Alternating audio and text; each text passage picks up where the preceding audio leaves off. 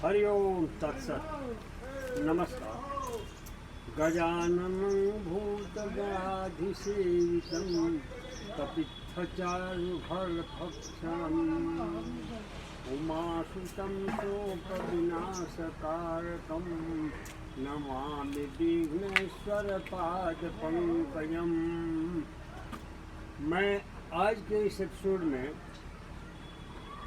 आपको एक ऐसे विधा के विषय में बताने जा रहा हूँ जिसके लिए मेरे पास बिहार राज्य के बक्सर जनपद के शुक्रवलिया गांव के श्री अमरीश उपाध्याय ने अनुरोध किया था। अमरीश उपाध्याय वर्तमान में बिहार पुलिस में सेवारत हैं। उन्होंने कहा था कि आप हर विषय पर बोलते हैं, आयुर्वेद पर कुछ आपने नहीं बोला। मैंने कहा ठीक है, हालांकि मेरा विषय आयुर्वेद नहीं रहा है।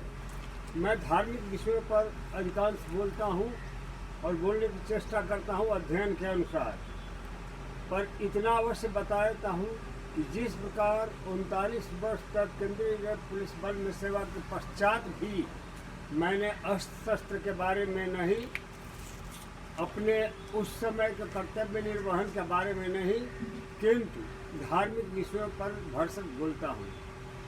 तो उपाध्याय जी के अनुरोध पर मैं आज आयुर्वेद के बारे में थोड़े में बताना चाहूँगा। आयुर्वेद चिकित्सा पद्धति की सर्वोत्तम प्रणाली है। चिकित्सा पद्धति में चाहे एलोपैथी हो, होम्योपैथी हो, यूनानी हो या कोई भी चिकित्सा पद्धति हो, आजकल एक्वापंचर और एक्वा प्रेशर वगैरह भी भारत में कई जगह चल रहे हैं। किंतु हमारी जो पौराणिक पद्धति है उस पद्धति के मुकाबले आज तक न कोई पद्धति हुई है न होगी। आयुर्वेद में सबसे बड़ा, सबसे उत्तम और सर्वोच्च गुण ये है कि आयुर्वेदिक औषधियाँ यदि फायदा नहीं करती हैं तो नुकसान तो किसी हाल में करती ही नहीं है, किंतु फायदा अवश्य करेंगे। आयुर्वेद में जितना औषधियों का लाभ है किसी भी चिकित्सा तंत्र में इतना अच्छा लाभ आज तक देखने को नहीं मिला। हाँ, ये अवश्य है कि समय लगता है। आयुर्वेद में समय थोड़ा अधिक लगता है। आयुर्वेद आज की नहीं, पुरातन विषय है आयुर्वेद। आयुर्वेद नाम पड़ा था, जैसे 4 वेद होते हैं, ऋग्वेद, यजुर्वेद, सामवेद और अथर्ववेद, उसी प्रकार हर एक वेद के एक एक उपवेद हैं। और अथर्ववेद का उपवेद आयुर्वेद है। आयुर्वेद का आरंभ ब्रह्मा से हुआ था। ब्रह्मा ने ब्रह्म संहिता बनाया था। ब्रह्म संहिता तो अप्राप्य है, किंतु उसके बाद हमारे बड़े बड़े ऋषि महर्षियों ने इस पर बहुत अधिक शोध किया और उन शोध करने वालों में अश्विनी कुमार हुए, सुश्रुत हुए, चरक हुए, अत्रि हुए। अत्रि ने ही आत्रेय संहिता निकाला था, चरक ने चरक संहिता निकाला था, सारंगधर ने सारंगधर संहिता निकाला था। और ये जितनी भी पद्धति है चिकित्सा की, ये सब आयुर्वेद में आती हैं। आपको जान करके आश्चर्य होगा कि आयुर्वेद में जो कुछ भी है प्रकृति से सीधे लिया जाता है। उसका चाहे आसव बनाइए, क्वाथ बनाइए, अवलेह बनाइए या किसी तरह उसको ग्रहण करिए। ये जो जड़ी बूटी, लता, वृक्ष, इन सब से निकलने वाली कंदमूल, इन सब से निकलने वाले आसव, रस या सीधे उनको ग्रहण करके और इस चिकित्सा पद्धति में रोग मुक्त किया जाता है। आज हमारे यहाँ कहा जाता है फलां का ऑपरेशन हो गया, उनके पैरों में चोट लगी थी, उसको चमड़ी हटा करके और दूसरी जैसे चमड़ी लगा के ये कार्य किया गया था। ये कार्य तो सुश्रुत ने बहुत पहले किया था। किसी की नाक पर चोट लग गई, नाक पर जहाँ जितनी दूर में चोट लगी थी, कटा हुआ था, चमड़ा या मांस निकल चुका था।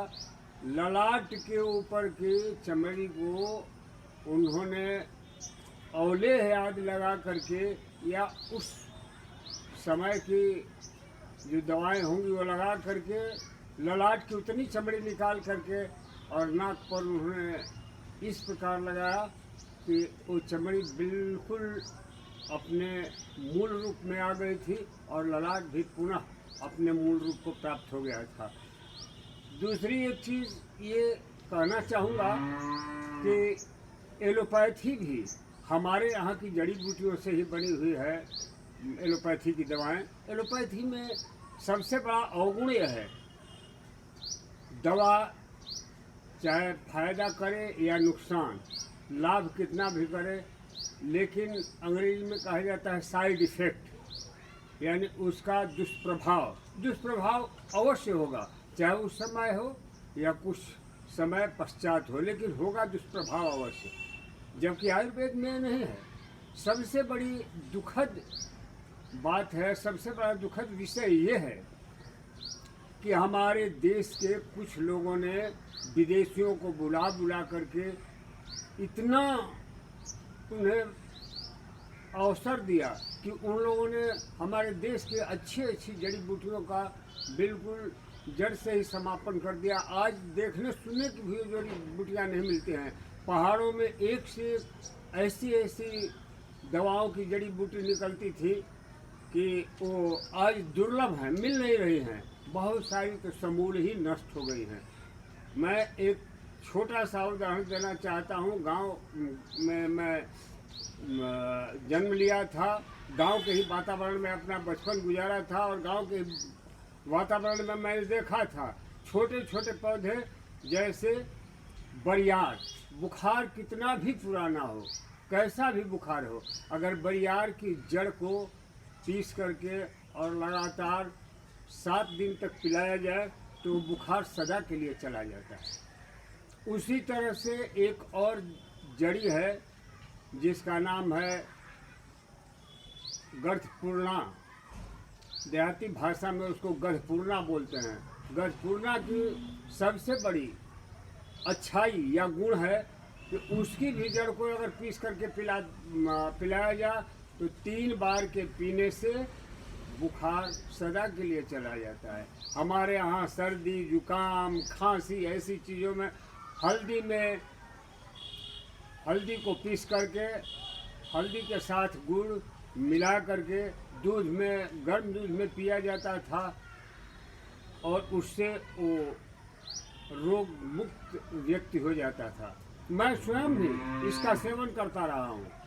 हल्दी का सेवन मैंने जब भी कभी मुझे खांसी आई, जुकाम हुआ, गले में कफ फंसने लगी, मैंने हल्दी में दूध डाला, गर्म किया और गुड़ डाल करके उसको पी गया और 2 बार के पीने के बाद वो छू मंतर हो जाता था, पता ही नहीं कहाँ चला जाता था। तो इस तरह हमारे देश में जड़ी बूटियों से काम लिया जाता था। जड़ी में जो ज़मीन के अंदर जिसकी जड़ गई हो और उसको निकाला जाए, जैसा कि मैंने अभी बरियार इत्यादि का उदाहरण दिया। बरियार भी धीरे धीरे हमारे यहाँ से समाप्त हो गया है। उसी तरह से बूटियों का जहाँ तक सवाल है, ये अश्वगंधा वगैरह छोटे छोटे पौधे होते थे, हमारे यहाँ चारों तरफ मिलते थे। एक गूम होती थी, गूम की पहचान होती थी कि फल के ऊपर सफ़ेद फूल और पत्ता निकलता था। गूम भी देश से चली गई। एक भटकटैया होता था, ये धीरे धीरे समाप्त होता जा रहा है। कहने का आशय है कि देश की आबादी बढ़ती गई, जड़ी बूटियाँ समाप्त होती चली गई। विदेश के लोग आए, यहाँ से उन जड़ी बूटियों को ले गए, जा करके अपने यहाँ कूट पीस करके और उसमें से केवल एक तत्व निकाल के उन्होंने कोई एक टैबलेट बना दिया, गोली बना दी। अब वो गोली में बाकी सब कुछ तो बाहर कर दिया, केवल एक उसका गुण रह गया और गुण अगर सेट नहीं किया, वो गुण अगर लाभ नहीं किया तो उसका दुष्प्रभाव पड़ता है। मैं ये सब अभी आज पहली बार आपको बताने जा रहा हूँ। आयुर्वेद के बारे में मैं अध्ययन किया हूँ क्योंकि मेरे पिताजी स्वयं वैद्यराज थे। हालांकि वो युवावस्था में ही स्वर्ग सिधार गए, किंतु उनकी पुस्तकें नूतन अमृत सागर, सारंगधर संहिता, ये सब हमारे यहाँ एक और थी बूटी प्रचार वैद्यक, ये सारी पुस्तकें हमारे पास थी जो आज दुर्लभ हैं। फिर भी उन्हीं में से मैं आपको एक चीज़ बताता हूँ कि बहुत अध्ययन के बाद बड़े बड़े विद्वानों ने लिखा है। नूतन अमृत सागर को 4 भागों में उन्होंने विभक्त किया है। पहला है उत्पत्ति खंड। उत्पत्ति खंड के ही अध्ययन से मुझे ज्ञात हुआ कि ब्रह्मा ने ब्रह्म संहिता बनाया। उसी से मुझे पता चला कि उसके बाद इंद्र के पास गया, इंद्र ने अश्विनी कुमारों को कहा, अश्विनी कुमारों ने आगे इसको बढ़ाया। इस तरह से हमारे ऋषिगण इसमें पारंगत होते गए और अपने अपने विचार प्रकट करके सुश्रुत संहिता, चरक संहिता और सारंगधर संहिता इत्यादि पुस्तकों का उन्होंने निर्माण किया। और वो पुस्तकों से मैंने अपना अनुभव मैं बताता हूँ, मैंने स्वयं देखा है कि जिन जिन लोगों ने आयुर्वेद का सहारा लिया उनकी बीमारी, उनका रोग सदा के लिए दुनिया से चला गया। तो वो नूतन अमृत सागर को 4 भागों में विभक्त किया गया है। पहला है उत्पत्ति, जिसके बारे में आज आपको बता रहा हूँ। दूसरा है विचार खंड। तो उत्पत्ति खंड में बस इतना ही मैं आपको बताना चाहता था, क्योंकि उससे और आपके स्वास्थ्य के बारे में विशेष ज्ञान वहाँ नहीं है, ज्ञान तो आगे चलता है विचार खंड में। विचार में जो किसी आदमी की बीमारी होती है वहीं से विचार आरंभ होता है। उसमें दूत भेजना, उसे समाचार देना, वैद्य का आना, नाड़ी वगैरह देखना। आज नाड़ी नहीं कोई देखता, पहले नाड़ी दर्पण नाम की भी मेरे पास एक पुस्तक थी जिसके अंदर नाड़ी की गति के बारे में बताया जाता था कि नाड़ी किस तरह से देखी जाती है। मैंने उसमें अध्ययन किया तो पता चला कि किसी भी महिला के बाएं हाथ की नाड़ी और पुरुष की दाहिने हाथ की नाड़ी को देख करके उसका परीक्षण करके रोग का पता लगाया जाता है। मुझे आश्चर्य हुआ कि ऐसा क्यों कि नाड़ी महिला की बाएं हाथ की दिखी जाए और पुरुष की दाएं हाथ की दिखी जाए। तो उसमें स्पष्ट रूप से लिखा हुआ है कि एक कच्छप होता है जो मनुष्य यानी नर के लिए वो सीधा होता है, उसका सिर ऊपर होता है और पिछला हिस्सा नीचे होता है, उसका दाहिना हाथ दाएं होता है, इसलिए दाएं नाड़ी देखी जाती है। किंतु महिलाओं के लिए वो ठीक उल्टा होता है, उसका सिर नीचे की तरफ और पिछला हिस्सा ऊपर की ओर होता है। तो उसका दाहिना हाथ जो है तो बाएं तरफ आ जाता है, इसलिए उसको बाएं हाथ से देखना चाहिए। तो इस तरह से कितना गहन अध्ययन किया था। आप नूतन अमृत सागर का अध्ययन करेंगे तो पता चलेगा। आज लोग कहीं कहीं हमने देखा है सामान्य ज्ञान की पुस्तकों में लिखा जाता है मनुष्य के शरीर में कितनी हड्डियां होती हैं, उसमें सब स्पष्ट रूप से लिखा गया है कि कितने नसें होती हैं, कितनी हड्डियां होती हैं, किसकी क्या पहचान है, ये सब कुछ उसमें विस्तृत वर्णन है। ये विचार खंड में तो आपको वैद्य के पास जाने, वैद्य के आने, रोगी का परीक्षण करने, विचार करके हर कार्य करने के बारे में उसमें बताया गया है, इसलिए उसका नाम विचार खंड है। विचार खंड के समापन के बाद निदान खंड आता है। निदान खंड विचार खंड और उत्पत्ति खंड दोनों को मिला करके जितना वर्णन किया गया उससे ज़्यादा निदान खंड में आता है। निदान खंड में पूरी व्यवस्था बताई गई है किस किस प्रकार से किसका निदान होगा। और अंत में है चिकित्सा खंड। चिकित्सा खंड में किस रोग में, किस व्याधि में किस प्रकार की चिकित्सा की जाएगी। और यही नहीं केवल जड़ी बूटियाँ दी जाती थी, उसमें निघंटु प्रथा भी थी, कैसे ये किया जाएगा, आसो किस तरह से बनाया जाएगा, मिट्टी के बर्तन में गाय के उपला से उस बर्तन को ढक करके आग लगा करके और उसका आसो तैयार किया जाता था, अरिष्ट तैयार किया जाता था। इस प्रकार हमारा आयुर्वेद जो है इतना आगे था।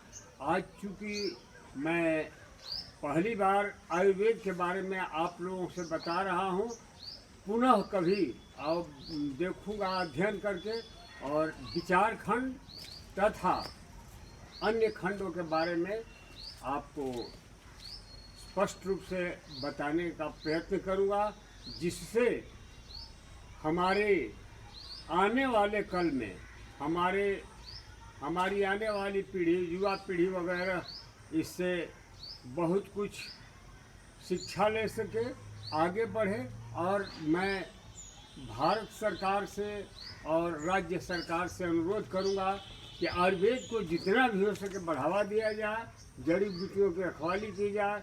पहले आते थे विदेशी लोग, हिमालय में जाते थे और थोड़े से पैसे के लिए लोग उनको ले जा करके और हमारे यहाँ के अच्छी अच्छी जड़ी बूटियाँ ले जा करके उनको विदेश में भेज देते थे, जिसका नतीजा है कि हम आज इतने पिछड़ गए हैं। मुझे तो हैरानगी इस चीज़ की होती है कि हमारे देश के लोग, जो हमारे अग्रणी श्रेणी में गिने जाने वाले नेता लोग हैं, विद्वान लोग हैं, बुद्धिमान लोग हैं, जिनको हम बुद्धिजीवी कहते हैं, पता नहीं इन्हें क्या होता था। क्या है भाई, फलां चीज़ का इन्होंने पेटेंट करवा लिया, पेटेंट सिस्टम समझ में नहीं आया क्या चीज़ है, क्यों पेटेंट करवाया जाता है। फिर बाद में पता चला कि पेटेंट का अर्थ ये होता है कि उस चीज़ का प्रयोग वो कर लेंगे, उसके बाद ही कोई करेगा। वो जिस चीज़ को अपने हाथ में ले ले, उस विशेष वस्तु या सामग्री पर आपका अधिकार समाप्त हो जाता है। और इसके लिए उन लोगों ने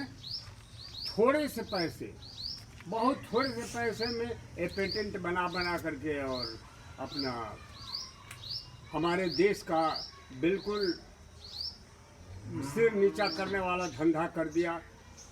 ऐसे ही नीम के बारे में हुआ था। नीम उत्पन्न होती है भारत में, नीम में सैकड़ों गुण हैं। उस नीम का पेटेंट करवाने के लिए दूसरे देश वाले की, हल्दी हमारे यहाँ उत्पन्न हुई थी, हल्दी का पेटेंट दूसरे देश वाले करवा रहे हैं। हमारी सरकार को सोचना चाहिए, जब पौधा हमारे यहाँ पैदा होता है, पौधे को हमारे इस वातावरण में, हमारे इस धरती पर, हमारी इन नदियों के किनारे, हमारे इन जंगलों में पौधा उत्पन्न होता है और पेटेंट कराएं। अमेरिका के लोग पेटेंट कराएं, ब्रिटेन के लोग पेटेंट कराएं, ऑस्ट्रेलिया के लोग, ये क्या तमाशा है, कुछ समझ में नहीं है। फिर भी आज मैं ये अनुरोध करूंगा अपनी सरकारों से कि बची खुची जो हमारी संपदा है, प्राकृतिक संपदा, इन पर ध्यान दिया जाए, इन्हें रोका जाए और इनका पेटेंट दूसरे को न दिया जाए। फिर कभी आपसे मिलेंगे और इस विषय पर वार्ता होगी। तब तक के लिए आपसे अनुरोध करूंगा कि मुझे अध्ययन का अवसर दें।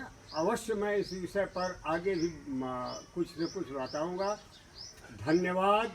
वंदे मातरम।